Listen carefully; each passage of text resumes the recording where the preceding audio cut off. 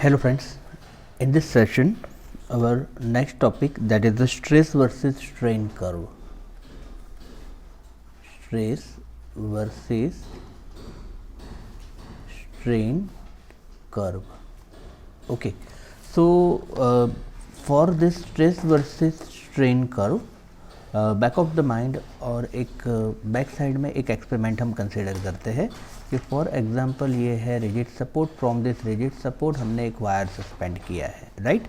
Now what happen at the end of wire there is an arrangement of pan. Okay, अब क्या करेंगे हम, यहाँ पर जो मास है वो ऐड करते जाएंगे, दैट इज हम वेट अप्लाई करते जाएंगे। ओके, सपोज हमने m1 वेट अप्लाई किया और इंक्रीज किया, दैट इज m2 वेट किया, then what happen, suppose L is the original length and as we apply the weight the length of the wire is going on increasing. Suppose I say delta L is increased in a length, once again I increase, then delta L2 and so on.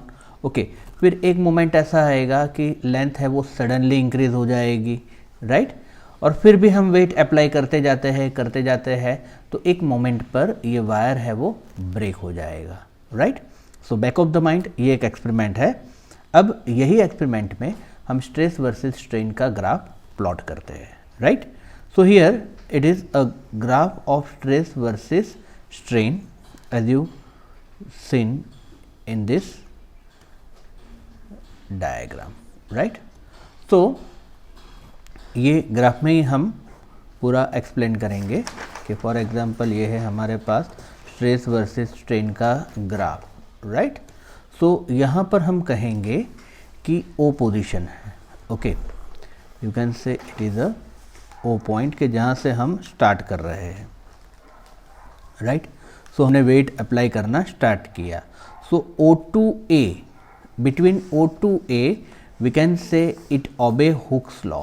What you can say, it obey Hooke's law, okay, that is what, stress is proportional to strain. तो यहाँ पर आप देखोगे कि जो graph है वो है हमारा straight line, right, that means a point तक वो हुक्स लॉ को ओबे करता है। So a point is known as what, proportional limit, a point is known as what, proportional limit, okay. तो यहाँ पर हम O2A it obey Hooke's law, तो a point is known as proportional limit. After that it does not obey Hooke's law, okay, and A to B point पर it retain its original position, okay. So A to B जो है यहाँ तक अपनी वो position को retain करेगा। So B is known as what, yield point, right. And after point B, C point पर क्या होगा, फिर परमानेंट सेट हो जाएगा, that is what, permanent increase in a length take place. तो C पॉइंट पर क्या होगा, permanent set, okay. So generally ये सेट होता है लेस देन 1%, कितना होता है, लेस देन 1%। तो फिर से एक बार, it O2A it obey Hooke's law, it obey Hooke's law, that is the stress is proportional to strain, A point is known as proportional limit, okay. A to B it returned to its original position, so B point is known as yield point, right. And after point B permanent set take place, still we are applying force, so suddenly increase in a length take place। आप देखोगे यहाँ पर suddenly length क्या हो रही है, increase हो रही है, right। so suddenly length is increase, so it is known as plastic behavior। what you can say, it is known as plastic behavior, okay, that is here up to point D, between point B to D, B and D body does not regain its original dimension, and C to D में suddenly length जो है वो increase होती जाती है, right। so here it is known as plastic behavior। still we are applying force and at a particular point it break, okay। तो यहाँ पर इसको हम कहेंगे fracture point, right। here it is known as fracture point, बराबर। Suppose it is a break after a yield point, मतलब अगर कहीं ये रीजन में ब्रेक होता है then it is known as brittle element. क्या कहेंगे हम, ब्रिटल। और जिसके पास प्लास्टिक बिहेवियर ज़्यादा है उसको हम कहेंगे डक्टाइल। क्या कहेंगे, ductile, right. So here brittle and ductile, right? So these are the point of stress versus strain graph, right friends? So यहाँ पर फ्रैक्चर पॉइंट तक हमारा सब हमें पॉइंट वाइज लिखना है. So once again I repeat कि O2A it obey Hooke's law, that is the stress is proportional to strain. A is known as proportional limit. A to B it regain its original position. So B is known as yield point. After B point it does not return to its original position, that it acquires a permanent set. So after point B permanent set take place, still you are applying force, so suddenly increase in a line take place. So it is known as plastic behavior, right. C to D ज़्यादा है तो plastic behaviour ज़्यादा होगा, right. तो यहाँ पर D point पर जो स्ट्रेस है वो सबसे ज़्यादा होगा. ओके, आफ्टर दैट सडनली थोड़ा सा स्ट्रेस कम होगा एंड D पॉइंट पर वो ब्रेक हो जाएगा, E पॉइंट पर ब्रेक हो जाएगा, right. So that is known as fracture point. Okay, next one कि जो बहुत सारे एलिमेंट ऐसे होते हैं जिसकी ये स्ट्रेन लिमिट बहुत ही ज़्यादा होती है, कि फॉर एग्जांपल ये मेटल है पर्टिकुलर, तो इसकी स्ट्रेन लिमिट कितनी है? सो you can say it is around 30% only. But suppose हम कंसिडर करते हैं वल्कनाइज रबर. ओके, सो वल्कनाइज रबर की जो स्ट्रेन लिमिट है वो है 700% तक. मतलब जो 1 मीटर है वो इंक्रीज हो सकता है अप टू 7 मीटर तक, राइट. तो ये हो गई 700% तक. ओके, तो ऐसे जो सब्सटेंस है उसको हम कहेंगे इलास्टोमर. क्या कहेंगे हम? Elastomer, right. सो इलास्टोमर में क्या होता है कि उसकी जो स्ट्रेन लिमिट है वो बहुत ही ज़्यादा होती है. ओके, कि for example it is a graph. तो यहाँ पर ग्राफ में ये इस तरह से ग्राफ है. It is a not straight line, it is a curve, right. Curve हुआ मतलब मीनिंग क्या हुआ? Stress is not proportional to strain, that is it does not obey Hooke's law, क्योंकि ये ग्राफ कर्वेचर में है. ओके, दैट मीन्स यहाँ पर पहला point, it do not obey Hooke's law. Stress is not proportional to strain, stress is not proportional to strain, right. चलो, हमारे जो हार्ट में ऑर्टा है it is also what? Elastomer. जब हम जहाँ पर मतलब हम जिम में जाते हैं तो जिम के फ्लोर पर जो रबर का एक लेयर होता है, राइट. तो वो क्यों होता है? क्योंकि वो भी एक रबर है, मतलब वो भी शॉक को एब्जॉर्ब करता है. The main function is to absorb the shock, right friends. So here it is known as elastomers, right. So it is one of the very important point from exam point of view, elastomers. Okay, so it is a graph of elastomers, right friends. तो aorta मतलब जो अभी आपको पता चल गया होगा कि ऑर्टा की वजह से मतलब जो वेन है वो ब्लॉक हो जाती है तो क्या होता है? तो ब्लड सर्कुलेशन प्रॉपर होता नहीं है. और ये इलास्टोमर है मतलब इसकी इलास्टिसिटी ज़्यादा है, तो जो ब्लड का फ्लो है वो कांस्टेंट रहता है. सो it is also one type of physics question. Okay, now next one कि हमने लास्ट पीरियड में देखा था यंग्स एक्सपेरिमेंट, राइट. तो ये यंग्स एक्सपेरिमेंट में मतलब हमने कहा था Hooke's law.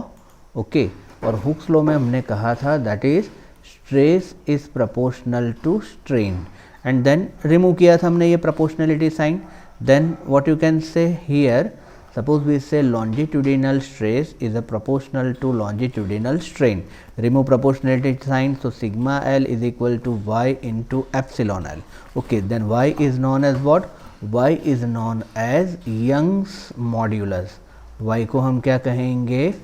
Young's modulus. Okay, अब ये Young's modulus जिसने डिफाइन किया था, ऑब्वियस साइंटिस्ट था यंग्स. ओके, तो ये यंग्स एक्सपेरिमेंट की एक अरेंजमेंट है. ओके, तो यहाँ पर ये एक अरेंजमेंट है, यहाँ पर ये है एक रेफरेंस वायर और यहाँ पर है ये एक एक्सपेरिमेंट वायर, राइट. तो रेफरेंस वायर फिक्स है यहाँ पर और यहाँ पर मीटर स्केल लगी हुई है ये. ओके, अब ये एक्सपेरिमेंट वायर है और यहाँ पर एक पॉइंटर है कि जो यहाँ पर पॉइंट आउट करेगा कि कितना रीडिंग है. ओके, अब हमें क्या करना है कि यहाँ पर वेट, पेन में वेट ऐड करते जाना है. Okay, as you add the weight तो यहाँ पर आपको लेंथ जो इंक्रीज हो रही है वो नोट करनी है. ओके, तो ये हो गया लोडिंग. उसके बाद अनलोड करते जाना है और फिर से रिवर्स में रीडिंग लिखना है. ओके, वंस अगेन आई से कि फॉर एग्जांपल कि आपने M1, M2, M3, M4 weight apply किया एंड रीडिंग लिखा, you can say L1, L2, L3 and L4। उसके बाद आपको अनलोड करना है, तो यहाँ पर L4 dash, L3 dash unload करते जाना है, L2 dash and L1 dash, और फिर ये दोनों का डिफरेंस निकालना है। Okay, like this way. Okay, और फिर पूरा कैलकुलेशन आपको इस तरह से करना है। ओके, तो ये है यंग्स एक्सपेरिमेंट, जो मे बी आपको होगा अपने सिलेबस में, अदरवाइज ये FY में हम लोगों ने किया था Young's experiment. Okay, so here you can say that Young modulus, that is a longitudinal stress upon longitudinal strain, that is what F upon A into delta L upon L. What is the delta L? Increase in a length. So F is equal to mgl upon A is equal to what? Pi r square into delta L. So by this way you can find out the Young modulus. Okay, ये delta L आपको मैंने जैसे कहा था ना कि loading and unloading करेंगे तो वहाँ से आपको ये delta L मिल जाएगा। L is a original length, M जो मास आप अप्लाई करते हो, G is a constant, pi is a constant, और R की वैल्यू हमें वर्नियर कैलिपर से मिल जाएगी। Okay, so by this way you can find out the Young modulus, right. So it is also one of the very important questions, right. After that our next point, that is the Poisson's ratio. Next one, that is Poisson's ratio. So exactly what is the Poisson's ratio? So just focus here. The topic is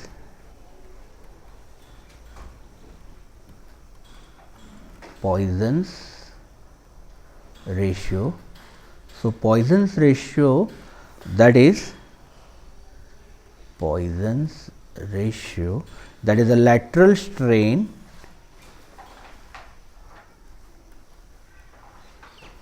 upon longitudinal strain.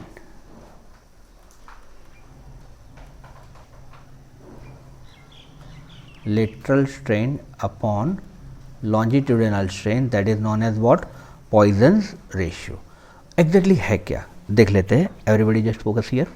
कि for example कि हमारे पास कोई एक cylinder है, तो ये हमने एक सिलेंडर लिया, राइट। अब यहाँ पर ये सिलेंडर जो है, अब ये सिलेंडर को हमने टेंशन अप्लाई किया, राइट। टेंशन अप्लाई किया मतलब जो बाहर की तरफ हमने फोर्स अप्लाई किया, right. Then what happen, the length of this cylinder is going on increasing. जो सिलेंडर की लेंथ है वो हो गई increase. Okay, the length of cylinder is increase.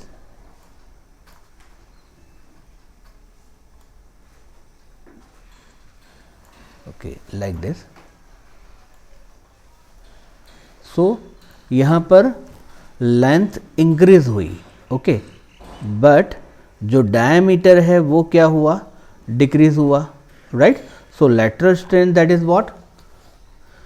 Change in a diameter. Okay, length increase हुई but diameter decrease हुआ। Suppose हम उसको लेंथ को डिक्रीज करेंगे तो डायमीटर इंक्रीज होगा, राइट। सो सिमिलर वे आप ये रेक्टेंगुलर रॉड सब जगह पर अप्लाई कर सकते हो, right. So Poisson's ratio, that is the lateral strain upon longitudinal strain. So here you can say that the Poisson's ratio is equal to delta D upon D. What is the delta D upon D? That is the lateral strain upon longitudinal strain, that is the delta L upon L, right. So that is the Poisson's ratio, that is the delta D upon D into delta L upon L, right.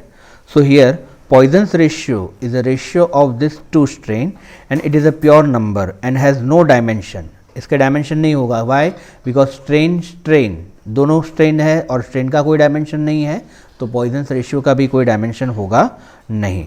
Okay, it's value depends only on the nature of the material. इसकी value किस पर depend है? तो it's value is depends on nature. किस पर depend है? it depends on the nature of material. Okay, and for stills the value is between 0.28 to 0.3.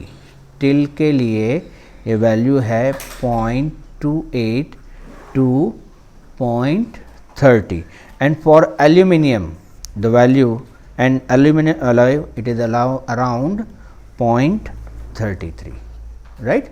So it is a Poisson's ratio. ये easy topic है. The next one, that is elastic potential energy. Next one is elastic potential energy.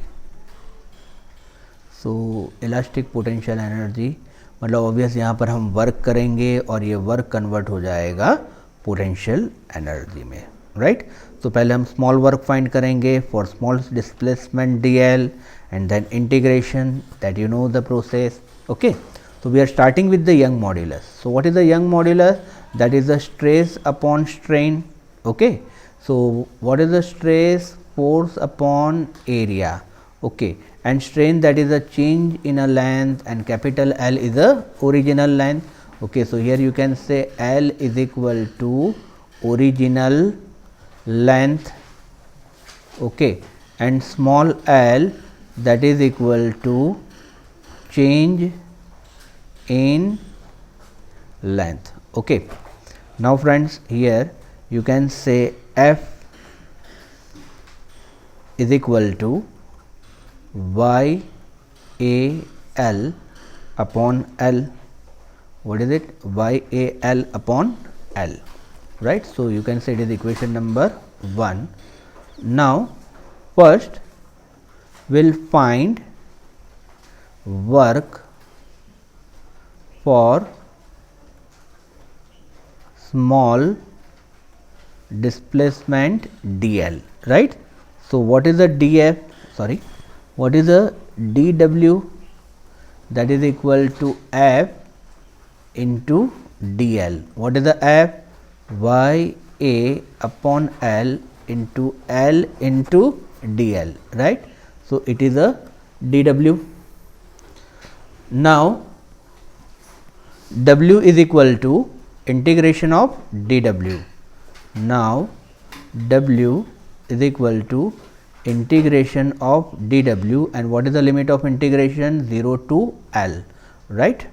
Therefore w is equal to y a upon L integration 0 to L L into dl. इसका हमने integration किया 0 to L dw is y upon L constant रह जाएगा L into dl, right. चलो friends, अब यहाँ पर हम इंटीग्रेशन की एक फॉर्मूला यूज़ करेंगे. कौन सी फॉर्मूला है?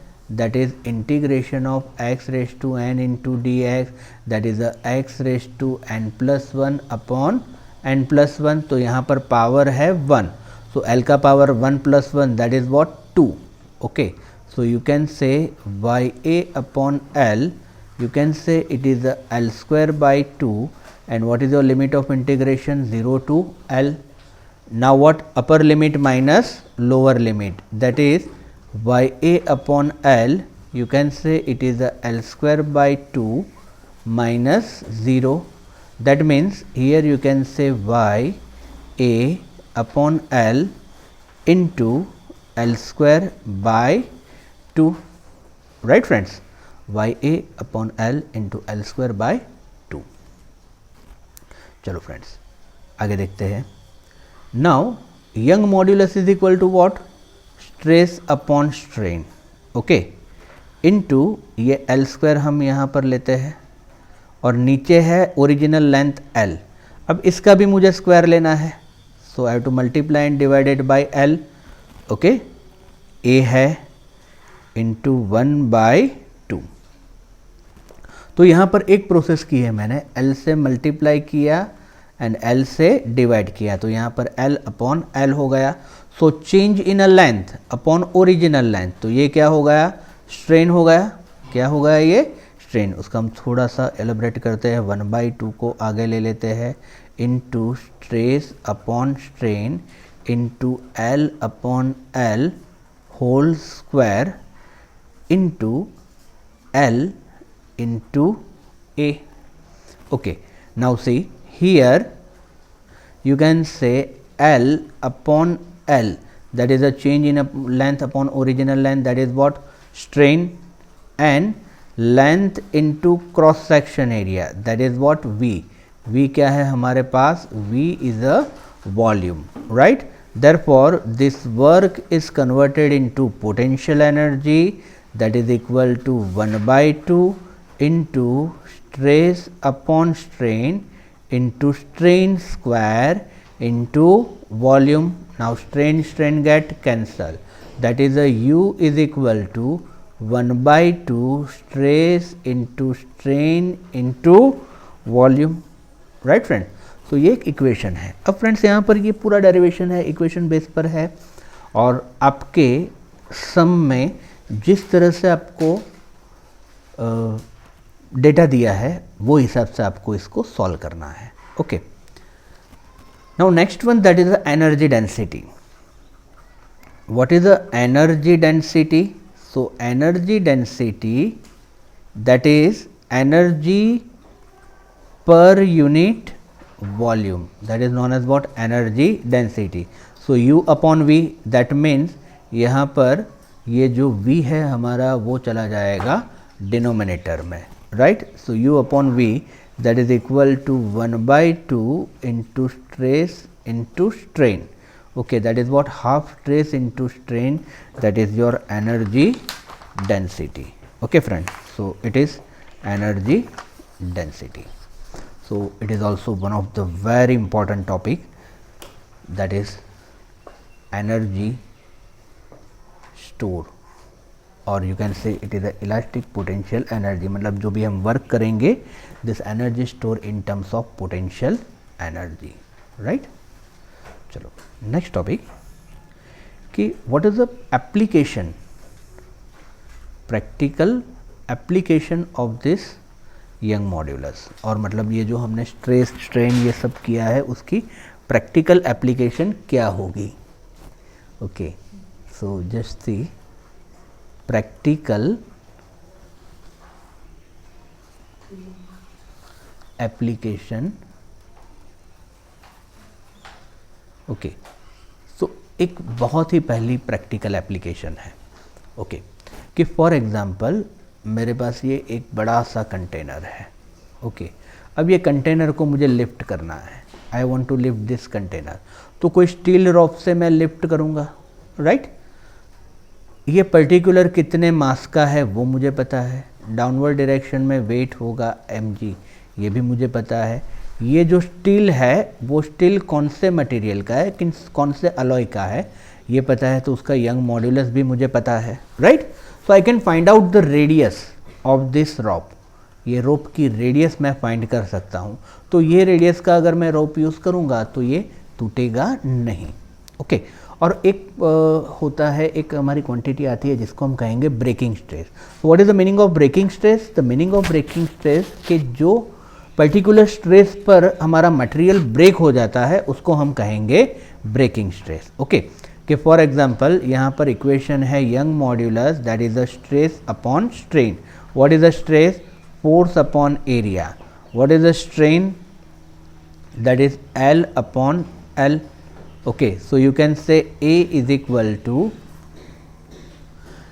FL upon A into Y, sorry FL into FL upon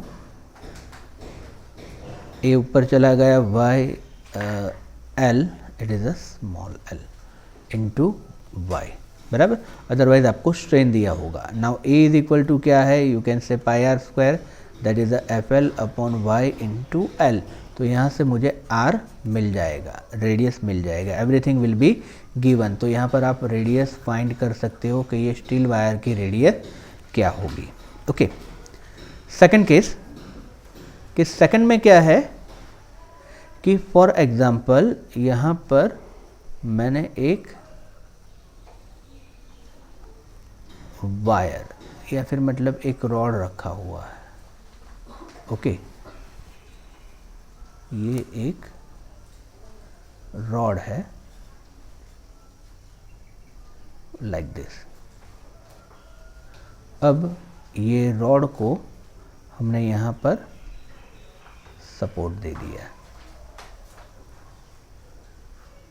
ये रॉड को हमने सपोर्ट दे दिया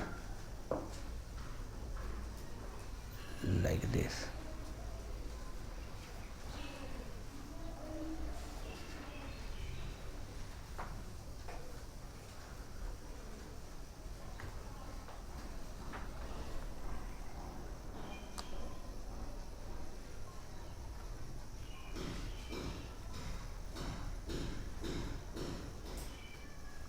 अब यहाँ पर मिडल में हम वेट अप्लाई करेंगे, तो W is equal to mg, right. तो ये जो हमारा रॉड है वो कुछ इस तरह से बैंड हो जाएगा, राइट। हमारा जो रॉड है वो कुछ इस तरह से बैंड हो जाएगा। ये जो है डेल्टा जितना बैंड हुआ, राइट। क्या हुआ? डेल्टा जितना इस तरह से ये जो है बैंड होगा, राइट। कितना बैंड हुआ? So you can say it bend delta. So here you can say that delta is known as bending of beam. What is the delta? Delta is known as bending of beam, okay. मतलब ये होगा deformation, bending of beam, that is it is nothing but it is a one type of deformation. so यहाँ पर हो गया इसका deformation, मतलब shape change हो गया, ओके। तो ये चलेगा नहीं, ओके। फॉर एग्जाम्पल हमारी बिल्डिंग बनी हुई है जहाँ पर हम बहुत सारा स्टील यूज़ करते हैं, अगर वो स्टील डिफॉर्म हो गया है तो हमारा जो कंस्ट्रक्शन है वो गिर जाएगा, राइट। जो रेलवे ट्रैक है वो भी मतलब मटेरियल स्टील का होता है, ओके। अब वहाँ से ट्रेन पास होती रही और उसका डिफॉर्म हो गया शेप, तो फिर एक्सीडेंट हो सकता है। So bending of beam sometime it is not allow. तो यहाँ पर जो बेंडिंग ऑफ बीम है इट इज़ गिवन बाय, ये इक्वेशन एक्सेप्ट विदाउट प्रूफ है, that is WL cube upon 4BD cube y। ये इक्वेशन जो है एक्सेप्ट विदाउट प्रूफ है। बेंडिंग ऑफ बीम सपोज हमने डेल्टा से डिफाइन किया। W is equal to mg constant है, L कॉन्स्टेंट है, 4 कॉन्स्टेंट है, ब्रेथ कॉन्स्टेंट है एंड यंग मॉड्यूलस कॉन्स्टेंट है। That means you can say that delta is inversely proportional to depth. What you can say? Delta is inversely proportional to depth, मतलब depth decrease होगी तो delta increase होगा, but हमें ऐसा नहीं करना है, हमें डेल्टा को डिक्रीज करना है तो डेप्थ को इंक्रीज करना पड़ेगा, राइट। दैट मीन्स सपोज हम यहाँ पर कंसीडर करते हैं क्विक रेलवे ट्रैक वाला एग्जाम्पल, ओके। तो रेलवे ट्रैक कुछ इस तरह से है, राइट। रेलवे ट्रैक है हमारा इस तरह से। अब कंटिन्यूस ट्रेन पास होती जाएगी तो जो ये शेप है वो शेप उसका चेंज हो जाएगा। What happen? The shape of this railway track change, मतलब डिफॉर्मेशन हो गया, right. So this phenomena is known as buckling. This phenomena is known as buckling. Buckling मतलब जो हमारे ट्रैक का शेप है वो चेंज हो गया, so buckling is not allowed.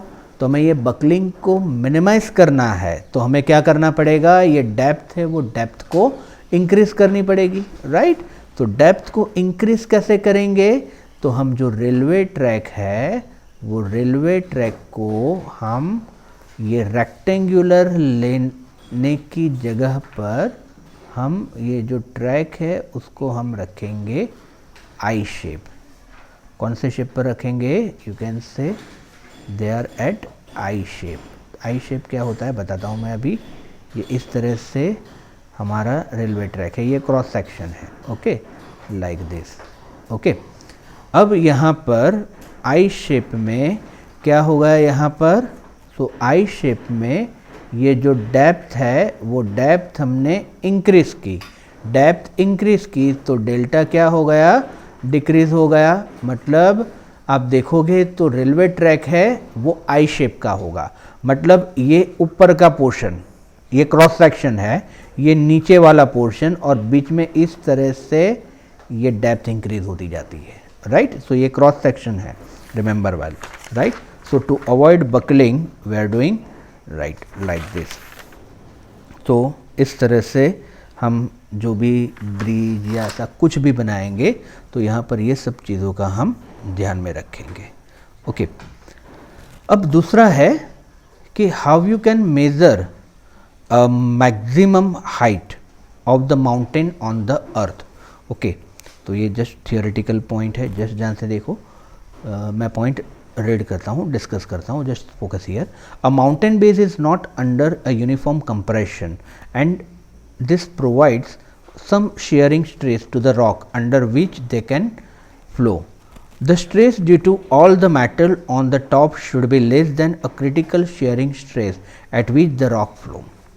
At the bottom of a mountain of height h, the force per unit area due to the weight of the mountain is h rho g, where rho is the density of the material. Okay, so h rho g, h क्या है, h is the height, rho क्या है, rho is the density of material, and g क्या है, that is the acceleration due to gravity. Okay. So density of the material of the mountain is about 3 into 10 raised to 3 kg. Okay, rho की value क्या है, 3 into 10 raised to 3 kilogram पर metre cube, and g is acceleration due to gravity, उसकी value है 10 metre पर second square. चलो, अब elastic limit है हमारे पास, इलास्टिक लिमिट है 30 into 10 raise to 7, 30 into 10 raise to 7 SI, that is a newton पर मीटर स्क्वायर, ओके। तो हम यहाँ पर इक्वेशन अप्लाई करेंगे, h rho g that is equal to stress, that is equal to what, 30 into 10 raised to 7. So what is the h, you can say 30 into 10 raised to 7 upon rho into g. What is the rho, 3 into 10 raised to 3, and g is a 10. Okay, so when you substitute then your answer is a 10 kilometre, okay. तो किसी की भी maximum height कितनी possible है, कोई भी mountain की maximum height 10 kilometre possible है। तो this is the nearly height of the mount Everest, a height greater than this will not be able to withstand the shearing stress due to the weight of the mountain. ये जो हमारा mount Everest है उसके नज़दीक ये height है, right. Height मतलब ये जो वर्टिकल हाइट हम कंसीडर करते हैं वो, अब नीचे से एक बेस बनता है, राइट। सो बेस बन के इस तरह से माउंटेन के पिक पर जाता है and then like this, okay. तो ये जो मैक्सिमम हाइट है एच मैक्सिमम, वो maximum that is what 10 kilometre. तो आपका जो भी माउंटेन है उसकी मैक्सिमम हाइट हो सकती है 10 किलोमीटर, इससे ज़्यादा पॉसिबल नहीं है, right friends. So here it is the ending of this theory portion of this chapter. In next lecture we will discuss the numericals of this chapter.